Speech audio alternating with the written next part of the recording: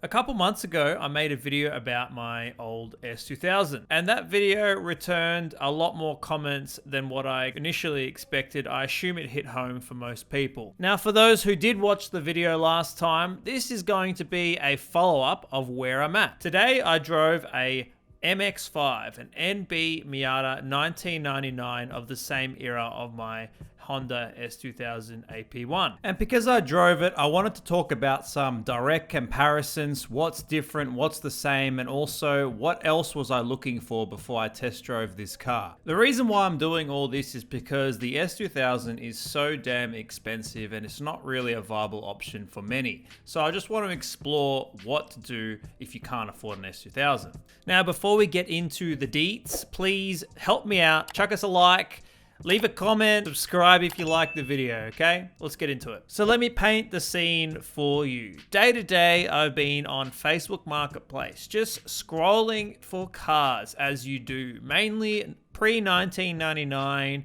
convertibles that are fun to drive. And the reason why it has to be pre-99 is because in Australia, we get access to a special registration called Club Reg. And if your vehicle is older than 25 years, you can get very reduced registration rates. Hence why I'm going down that route as I'm adding another car to the fleet. Now, what kind of cars do I have access to? Here's pretty much a list that I have discovered based on all my searching. So first on the list was a Toyota MR2. Now, very, very hard to find a clean example of this car, and if you do, it's extremely expensive. I've also heard they are difficult to work on, so I don't think I'm going to consider that. Next on the list was a Lotus Elise. I like this car. However, they are quite expensive, and I actually haven't seen one pop up for sale for months. The next one was a Porsche Boxer. I don't really like how these things look. Plus, they're also considered the poor man's Porsche. So I was looking very, very much past this because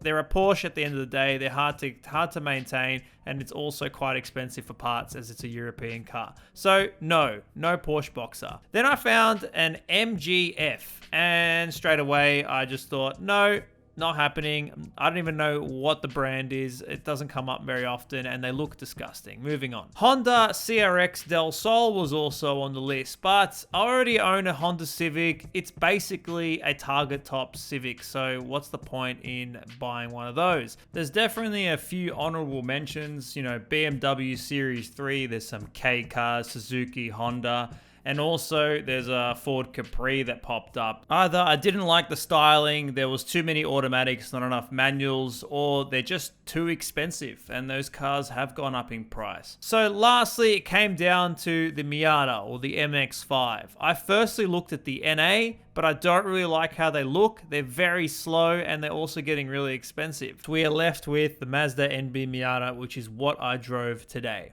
In terms of comparisons, this is what to expect when comparing S2000 to the NB Miata or MX-5. Now, they're both front mid-engine cars. They're both 4 cylinders. The S2000's obviously got more power, being 2 litre, where the MX-5 is a 1.8 litre. Horsepower figures are very far apart. S2000's roughly about 237 horsepower, and the Miata's about 140 horsepower. Now, Miata only revs up to 6,500 RPM, and the S2000 revs up to 9,000 RPM. Now, it's very clear that the S2000 has a lot more torque than the NB Miata, and I experienced that today.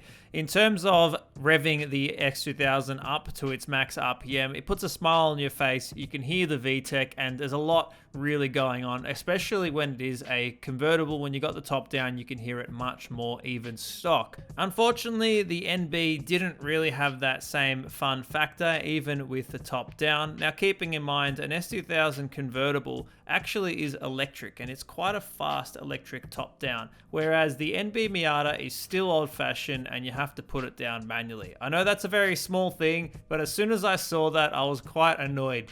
And it's funny to say because it's not a big deal, but for me, it was. I loved my convertible on the S2000, and I was honestly expecting an electric convertible on the NB, but there you go, now we know. But anyway, in terms of the NB performance, engine sounds, etc., look, I am sure that with a few basic mods on the NB, you probably can increase the fun factor. At the end of the day, I'm well aware that I'm not going to get the same engine feel from the S2000 while driving the NB Miata. I'm fully across that. Now, moving on to the weight and dimensions, which I was quite surprised by. I thought they were almost identical, but actually the S2000 is much heavier than the Miata and much longer and wider. Very interesting, so it does mean that the NB has a weight and size advantage, which I wasn't expecting. Now, in terms of how they both handle, the S2000 is extremely raw. You can feel the road a lot more, and that's with stock engine mounts. Whereas with the stock NB engine mounts and just stock body, it feels very comfortable to be on the road. It doesn't feel like you're driving a performance car. So I would say that the NB is probably easier to daily and the S2000 probably more suited to be a weekender. But I'm here to find a weekender. I want something raw and I'm not looking for comfortability. I'm looking for performance. Now, don't get me wrong. The NB Miata is still a very, very good contender if you can't afford an S2000, and I'm still considering it even to this day. If I don't get my hands on an S2000, I definitely want to look into the NB and try some performance mods. Now, I'm not exactly trying to make the NB into an S2000. I can probably just K-swap it, but that costs a fair bit of money, and it's not really worth it if you have a working engine. But I am trying to get the similar fun factor that the S2000 created for me, and I can probably do that with mods if I go down this route. Now, I'm thinking that a cold air intake and an exhaust system might give me anywhere between 10 to 20 more horsepower if it's tuned with an aftermarket ECU.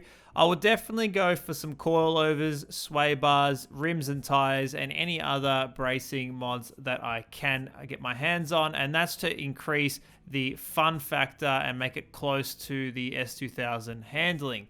Now, if that's not enough and I want it to be much faster and get even close to that 230 to 250 horsepower range where the S2000 sits, I'm gonna have to look at a supercharger. Now, that's going to change the entire dynamic of the car, and I'm probably gonna need to buy into more things such as big brake kits, upgraded flywheel, upgraded clutch, and a few other mods to support a supercharged Miata. So to sum up the video, I believe the NB Miata is a great affordable option right now. I'm not sure how long that will be the case. At the moment where I live, you can pick up an NB Miata anywhere between 10 to 15k, whereas an S2000 is roughly 35k upwards to 100. So let's say I picked one up for 15k that's relatively well looked after and reliable, and I spent 20 grand on all the mods just to get the feel. I'm still better off, because the reality is, comparing with other roadsters and other models of the same era,